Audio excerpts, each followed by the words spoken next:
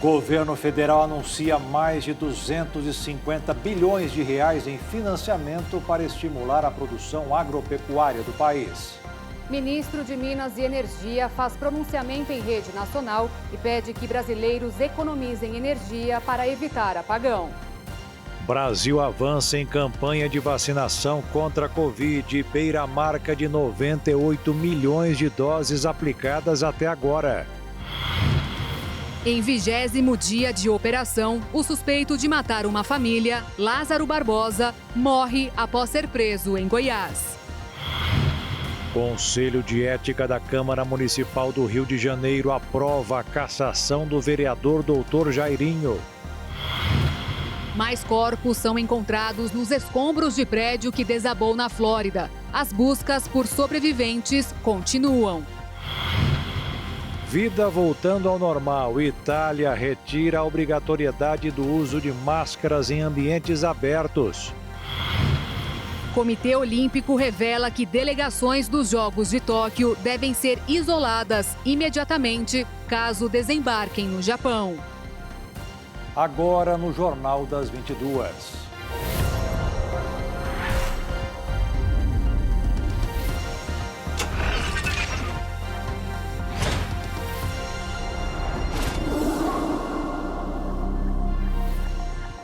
Olá, boa noite. Boa noite.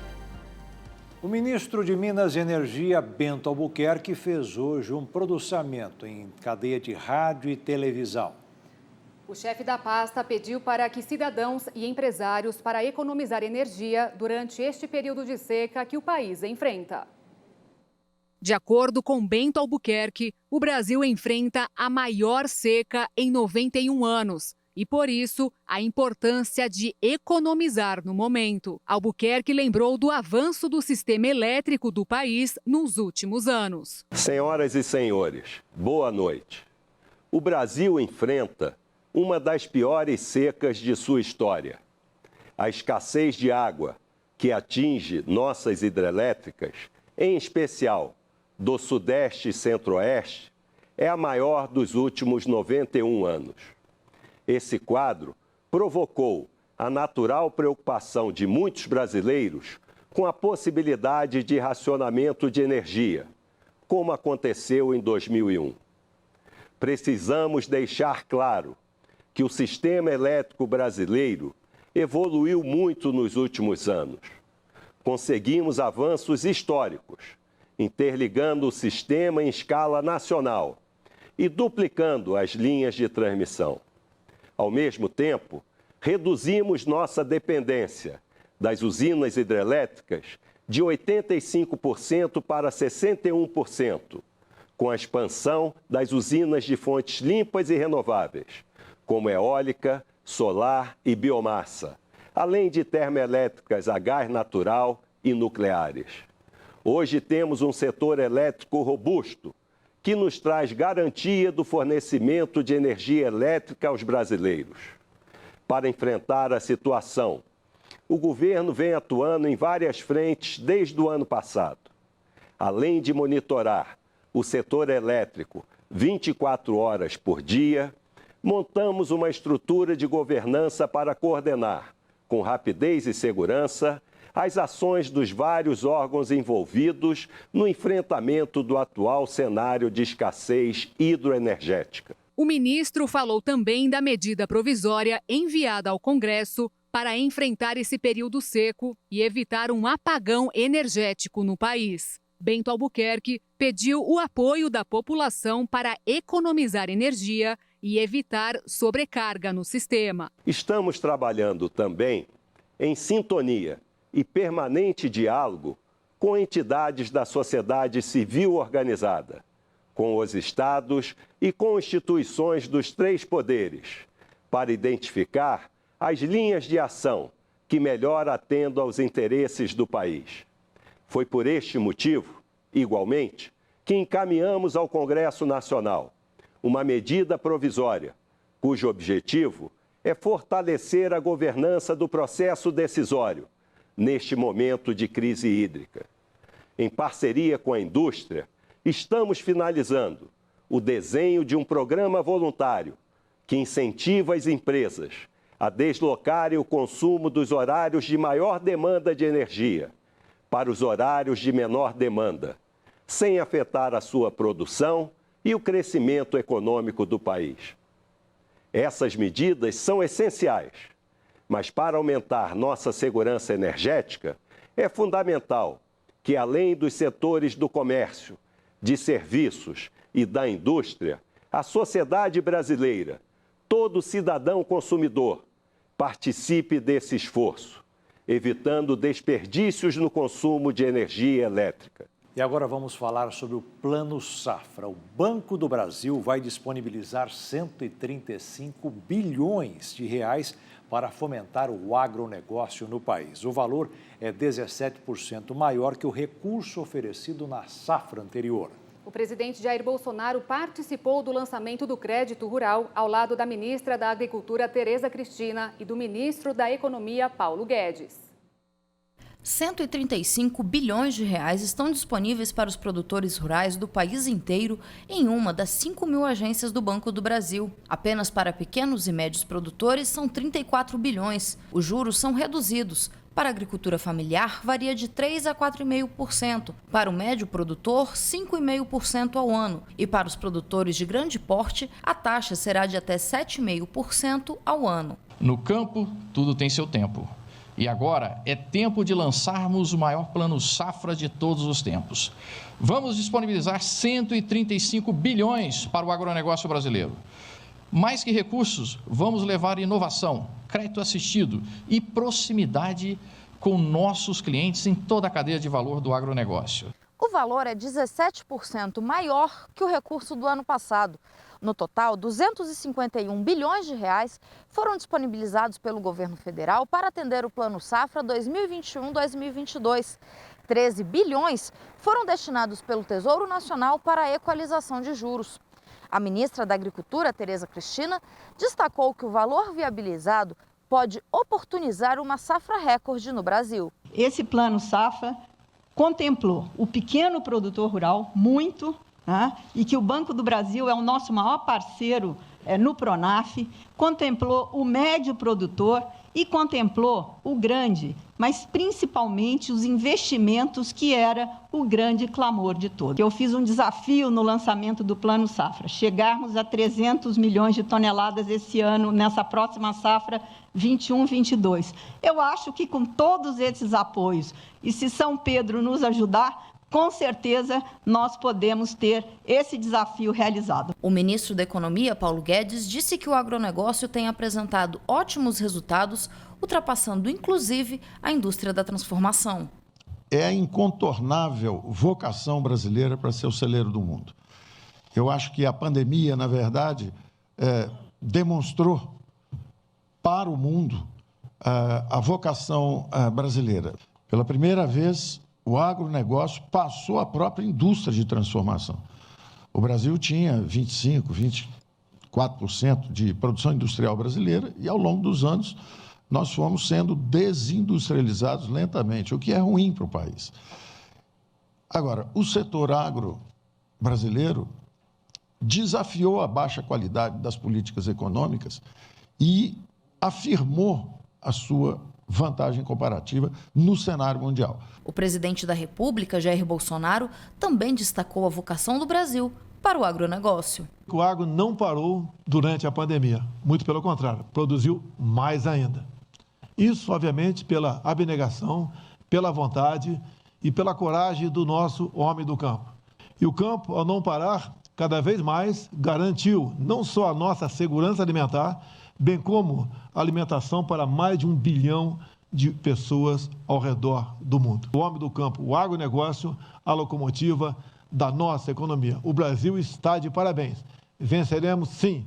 E peço a Deus, terminando, que ao final do nosso mandato, eu consiga entregar, juntamente com os meus ministros e colaboradores, um Brasil muito melhor do que aquele que recebi em janeiro de 2019. E um estudo publicado nesta segunda-feira pela Universidade de Oxford garantiu que um maior intervalo entre a primeira e a segunda dose da vacina AstraZeneca pode melhorar a eficácia do imunizante contra a Covid-19. Pesquisadores mostraram que, longe de reduzir a eficácia do imunizante, um intervalo de até 45 semanas entre as duas doses melhora a resposta imunológica ao vírus. De acordo com a direção do grupo farmacêutico, a vacina da AstraZeneca apresentou excelente resposta à segunda dose, mesmo 10 meses depois da aplicação da primeira. Outro estudo da universidade já havia indicado que a eficácia da vacina era maior com um intervalo de 3 meses entre as doses do que num espaço de 6 meses. Os pesquisadores também descobriram que uma terceira dose injetada mais de 6 meses após a segunda leva a um aumento significativo nos anticorpos e provoca uma forte resposta imunológica contra a Covid-19. A notícia pode tranquilizar países com menos suprimentos de vacina e que podem estar preocupados com atrasos na obtenção de segundas doses para suas populações. Damos sequência com os números e informações da vacinação no Brasil contra a Covid-19. Nos primeiros 163 dias de campanha, do dia 17 de janeiro até hoje, 28 de junho, o Brasil aplicou 97.748.200 doses, segundo informações coletadas com as secretarias de saúde dos estados e do Distrito Federal. A cidade de Botucatu, no interior de São Paulo, registrou queda nos casos de Covid-19 depois da vacinação em massa no município. Em praticamente 15 dias, a redução foi de mais de 70%. O estudo feito pelo Ministério da Saúde com a vacina da AstraZeneca, a segunda mais usada no país contra a Covid, apontou uma redução de casos por 2 semanas seguidas, confirmando a previsão dos pesquisadores que esperavam uma diminuição nas infecções a partir da segunda quinzena de junho. Somente na última semana, encerrada no sábado, essa média ficou em 40 casos por dia contra 73 registros na semana anterior, uma queda de 45%. Já no acumulado entre a quinta e a sexta semana após a vacinação em massa, quando começou a ser registrada a queda de casos, a redução foi de 71,3%. Como a vacina ameniza os sintomas, a transmissibilidade deve ficar menor e, a partir dessa queda, também deve passar a cair a taxa de internações por casos graves e, consequentemente, a redução das mortes pela doença. A queda pela segunda semana seguida já é um reflexo da primeira dose da vacina Oxford-AstraZeneca, mas mesmo assim, o uso de máscara e distanciamento devem continuar sendo respeitados.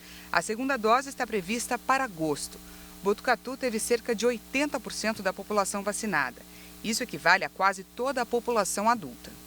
Agora vamos ver o ranking de imunização no mundo. Até hoje, de acordo com a Universidade de Oxford, mais de 2,950 bilhões de unidades de vacinas anti-Covid já foram aplicadas. A líder China avança a marca de 1,190 bilhões de doses. Em seguida, os Estados Unidos têm mais de 322 milhões. Na terceira posição, com mais de 318 milhões, está a Índia. O Brasil segue na quarta posição e hoje chega perto dos 98 milhões de doses aplicadas. E fechando o ranking dos 5+, está o Reino Unido, que tem mais de 76 milhões e meio de doses até agora. E veja a seguir, a Itália tira a obrigatoriedade do uso de máscaras em ambientes abertos. E ainda, mais corpos são encontrados nos escombros do prédio que desabou na Flórida.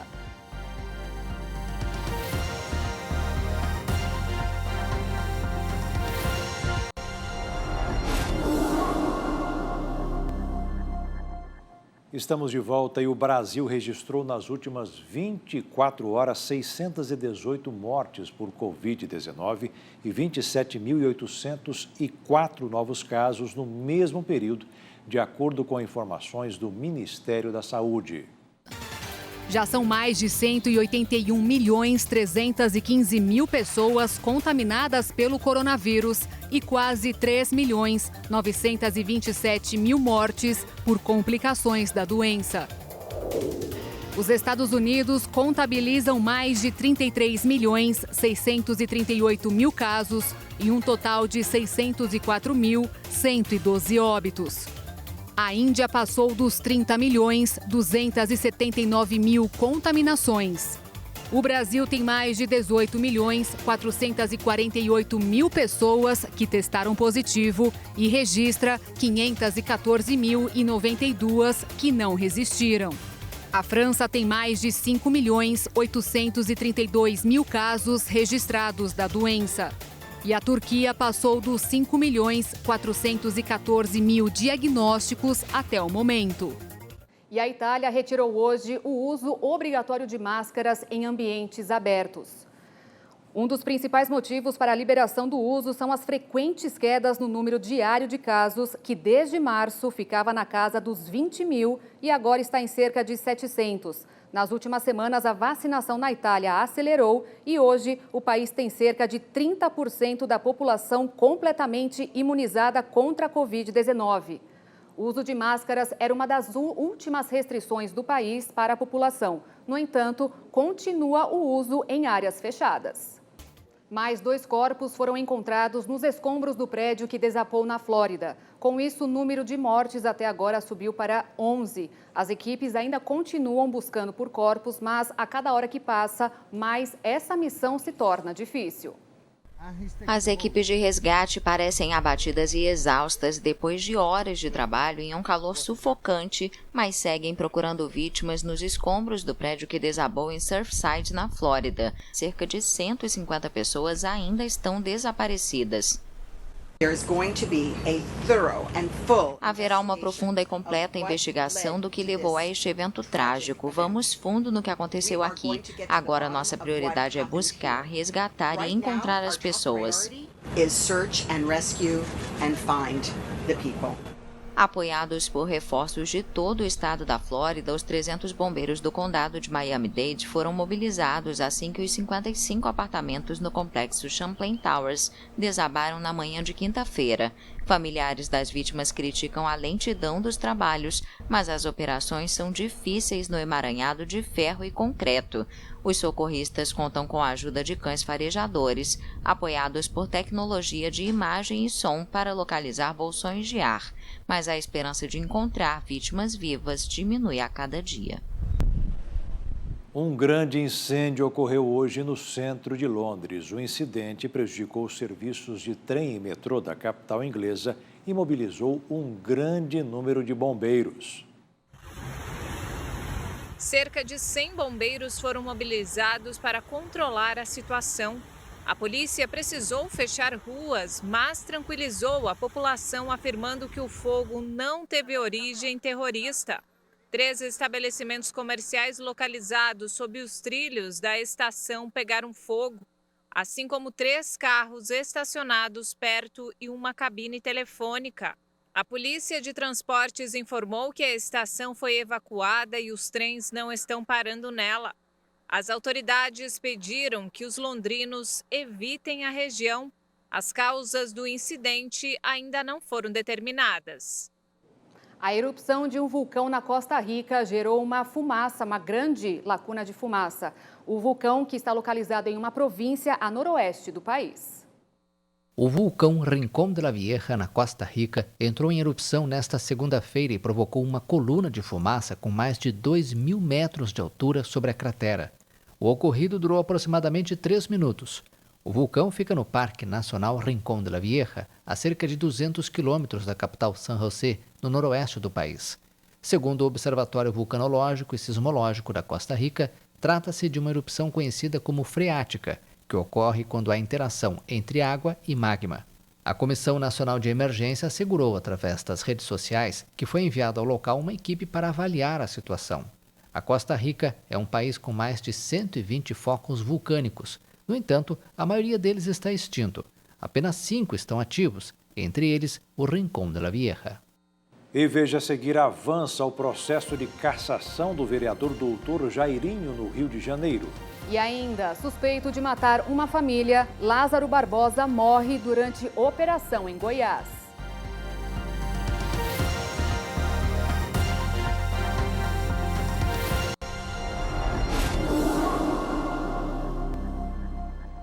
Foi morto essa madrugada o homem conhecido como Maníaco de Brasília. Após 20 dias de operação, a polícia encontrou Lázaro Barbosa. Após 20 dias, chegou ao fim a operação de busca e captura de Lázaro Barbosa. O homem, que ficou conhecido como serial killer de Brasília, foi morto na madrugada desta segunda-feira em confronto com a polícia em Águas Lindas de Goiás. Segundo a Secretaria de Segurança Pública do Estado, Lázaro resistiu à prisão e houve troca de tiros. Meus cumprimentos a todas as forças de segurança que ali interagiram, trabalharam com determinação para mostrar que a lei está acima de tudo. O presidente Jair Bolsonaro comentou o resultado da operação pelas redes sociais e parabenizou o trabalho da Polícia Militar do Estado de Goiás. 270 agentes de segurança pública do Distrito Federal e de Goiás participaram das buscas nos últimos dias. Um cerco foi feito na região de Cocalzinho de Goiás para tentar capturar Lázaro. Os policiais fizeram buscas na área por terra e ar para tentar encontrá-lo. Na semana passada, 2 pessoas foram presas, suspeitas de ajudar e dar abrigo a Lázaro. Segundo a Secretaria de Segurança Pública de Goiás, Lázaro Barbosa é investigado por mais de 30 crimes em 3 estados. A maioria das acusações são de latrocínio, roubo seguido de morte. Na Bahia, ele foi condenado por homicídio. Lázaro Barbosa também é suspeito de ter assassinado o funcionário de uma fazenda no distrito de Girassol, em Cocalzinho de Goiás. E aqui no Distrito Federal, pesa contra ele a acusação de ter matado uma família inteira, pai, mãe e 2 filhos, na região de Ceilândia no último dia 9. Desde então, as buscas pelo serial killer foram retomadas. Nas rodovias, a Polícia Rodoviária Federal fez barreiras para evitar que Lázaro saísse do cerco feito pela Força Tarefa. Desde o dia 9 de junho, quando aconteceu o triplo homicídio em Ceilândia, os policiais rodoviários federais já foram para as rodovias federais para tentar capturar o Lázaro. No início da operação, a gente também trabalhou nas incursões na mata, mas depois, por uma questão de organização das forças, nós preferimos concentrar os nossos esforços nas rodovias federais, para que não fosse uma rota de fuga possível a ser usada por ele. Então nós fizemos barreiras que em alguns momentos eram fixas, em outros momentos elas mudavam de localização, conforme vinham informações do centro de comando da operação, e o objetivo era fiscalizar 100% dos carros e observar onde o Lázaro poderia estar escondido, fosse compartimento de carga ou em local de passageiro mesmo. Então o objetivo da Polícia Rodoviária Federal foi fazer esse cerco nas BR-070, 414 e 153 para impedir que a rodovia federal fosse usada como rota de fuga. Ao final da ação, os policiais agradeceram com a oração das Forças Especiais. Nós, os homens das Forças Especiais, reconhecemos a nossa dependência no Senhor, na preservação da liberdade humana. Estejais conosco quando procurarmos defender os indefesos e libertar os escravizados. Possamos sempre lembrar que a nossa nação, cujo lema é ordem e progresso, espera que cumpramos com o nosso dever, por nós próprios, com honra, e que nunca envergonhemos a nossa fé, as nossas famílias ou os nossos camaradas. Dai-nos a sabedoria da tua mente, a coragem do seu coração, a força dos seus braços e a proteção das suas mãos. É pelo Senhor que nós ocorremos, e a ti pertence o nome da nossa vitória, pois é o Rei, o poder e a glória para sempre. Amém. Operações Especiais. O Conselho de Ética da Câmara dos Vereadores do Rio de Janeiro aprovou a cassação do vereador doutor Jairinho. A decisão foi unânime. A palavra final ficará com o plenário. Para confirmar a cassação, o relatório que será apreciado nesta quarta-feira terá que receber 34 votos favoráveis dos 51 vereadores. Jairinho e a namorada Monique Medeiros estão presos desde abril, acusados da morte do menino Henry Borel, de 4 anos, que era filho de Monique. Eles são réus pelos crimes de homicídio triplamente qualificado, tortura de incapaz, coação de testemunhas e fraude processual. Eles negam as acusações. Segundo o relator do processo, Luiz Ramos Filho, do PMN, o pedido de cassação por quebra de decoro parlamentar foi embasado no inquérito policial, nos depoimentos de testemunhas e nas provas técnicas. O menino, que há 9 dias sofreu um traumatismo craniano ao cair de um brinquedo no parque de diversões do Beto Carreiro, no litoral de Santa Catarina, saiu da UTI do hospital de Itajaí e foi levado para a enfermaria. A expectativa é que ele vá para casa nos próximos dias e continue em observação. A equipe médica começou a retirar aos poucos a quantidade de medicamentos que ele estava tomando.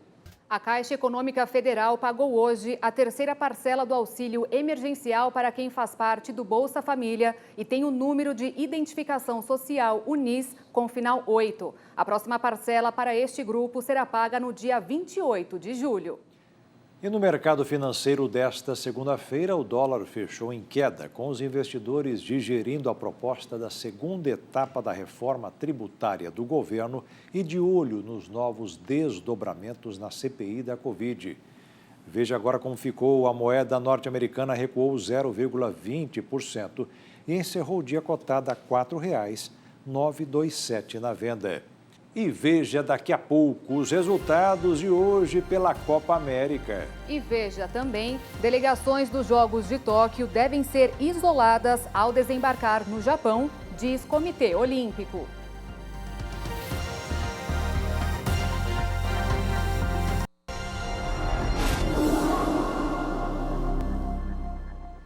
O assunto agora é Copa América. Na abertura da 5ª rodada da competição, o Brasil teve um jogo duro. Com uma equipe mista, a seleção brasileira enfrentou o Equador no Estádio Olímpico de Goiânia, em Goiás, e ficou no empate por 1-1. O Brasil abriu o placar com o zagueiro Éder Militão ainda na primeira etapa, mas o empate do Equador veio logo aos 7 minutos do segundo tempo, com o meio-campista Mena. Com o resultado, o Brasil garantiu a primeira posição do Grupo B com 10 pontos. E agora aguarda seu adversário das quartas de final ser definido. No outro confronto do grupo, o Peru venceu a Venezuela por 1-0 em partida no estádio Mané Garrincha, no Rio de Janeiro, e garantiu a segunda posição do Grupo B.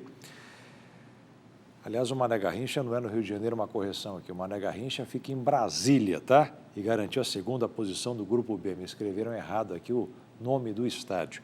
Nos jogos de hoje, na Arena Pantanal, em Cuiabá, Mato Grosso, a Argentina goleou a Bolívia por 4-1 e se garantiu em primeiro lugar no Grupo A. Há pouco, o Uruguai derrotou o Paraguai por 1-0 no Rio de Janeiro. As duas seleções passaram para a próxima fase. As delegações participantes dos Jogos Olímpicos de Tóquio devem ser isoladas melhor imediatamente caso desembarquem no Japão. Sem chances de zerar contaminações, o presidente do Comitê Olímpico do Japão, Yasuhiro Yamashita, afirmou nesta segunda-feira que não há como garantir que casos de contaminação pelo novo coronavírus ocorram entre as equipes que chegam para os Jogos de Tóquio. A fala veio no momento em que as autoridades do país se preparam para tornar ainda mais rígidos os procedimentos de triagem para os participantes das Olimpíadas. Yamashita disse ainda que o modelo dos Jogos deve ser reavaliado.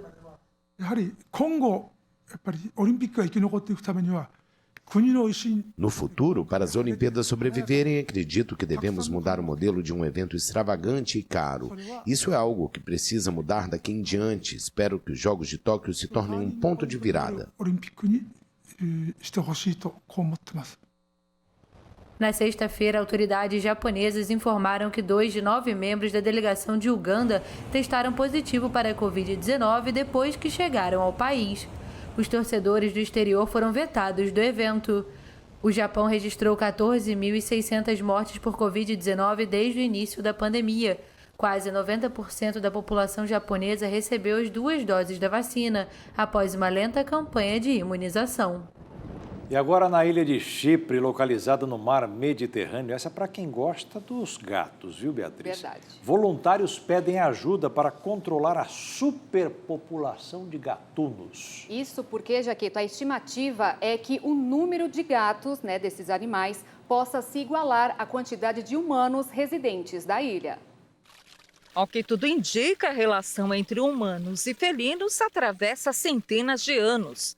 Na ilha foi encontrado o mais antigo registro histórico da domesticação de gatos em um cemitério de 9.500 anos de idade. Mas nos últimos anos, o crescimento da população felina tem causado dor de cabeça às autoridades locais. Num santuário a 80 quilômetros da capital, voluntários encontram gatos abandonados do outro lado da cerca todos os dias. Eles são resgatados, cuidados e encaminhados à doação. Porém, o número de tutores é insuficiente para atender a demanda. A cada ano, cerca de 100 gatos são encaminhados para novos lares. Mas o número de entradas no santuário supera as doações. Nos últimos tempos, o Estado tem reservado um pouco mais de R$440 mil anuais para esterilizações dos felinos. O governo local teme não conseguir lidar com a população de gatos que só cresce, principalmente em decorrência da crise econômica desencadeada pela pandemia do novo coronavírus. E agora um momento de reflexão. Na live com o missionário hoje, com a apresentação do pastor Josias Cruz, ele fala sobre a igreja virtuosa. Aquela na qual precisamos confiar, que não dá desculpas e sim orgulho a Deus. Está em Provérbios, capítulo 31, versículo 10. Diz assim: mulher virtuosa, quem a achará? O seu valor muito excede o de rubins. Mulher virtuosa.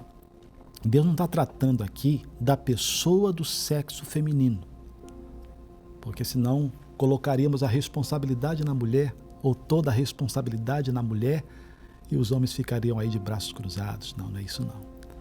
Quando Deus fala da mulher, neste momento aqui, Deus está tratando da igreja. Você, eu, todos nós. E sabe o que a Bíblia diz? Quem a achará? Quem achará essa igreja? Cadê? Onde é que está essa igreja? Que tipo de igreja? Qualquer igreja? Não estou dizendo da igreja que, segundo a Bíblia Sagrada, vale mais que rubis. Eu pergunto a você, você já achou rubi na rua? Eu pergunto a você, você já encontrou na rua alguma coisa muito valiosa? Essas pedras preciosas estão em bancos, bem guardadas, bem protegidas. Ninguém perde um diamante, ninguém perde rubi na rua. Ninguém acha rubi. Oh, achei rubi. Você acha lixo na rua. A Bíblia diz que Deus está procurando a igreja virtuosa, igreja valorosa, igreja que dá orgulho. Quem a achará? Cadê? Me fala onde está. Me fala onde encontrar essa igreja, porque ela vale mais que rubi. A gente precisa então se examinar. Certa vez o Senhor Deus, logo que Jesus foi batizado, saiu das águas, ouviu-se a voz dizendo: este é meu filho amado, nele eu tenho alegria. Que orgulho! Eu não estou falando de qualquer igreja, eu estou falando da igreja que dá prazer para Deus. A igreja virtuosa, ela não murmura. A igreja virtuosa, ela não acusa. A igreja virtuosa não treme, não se apavora, não mente, não peca. Ela dá orgulho para Deus. Deus não vai pôr a mão no fogo por qualquer igreja. Quando eu digo igreja, eu estou dizendo de nós. De mim e de você. Não estou falando de templo, né, de placa. Eu estou falando de nós. Deus está à procura da igreja que dá orgulho para Ele. Que diante de uma situação difícil, Deus olha e diz: Ele não vai me negar. Ele acredita em mim. Ele tem a minha palavra no coração e não vai negar. Fica com essa mensagem aí e durante toda a semana, amanhã a gente volta, dando continuidade a essa palavra. Volta sim, pastor Josias, será sempre bem-vindo. E o Jornal das 22 termina aqui. Obrigada pela sua companhia, um ótimo fim de noite e início de semana para você e até amanhã. Boa noite, fique na paz. Tchau.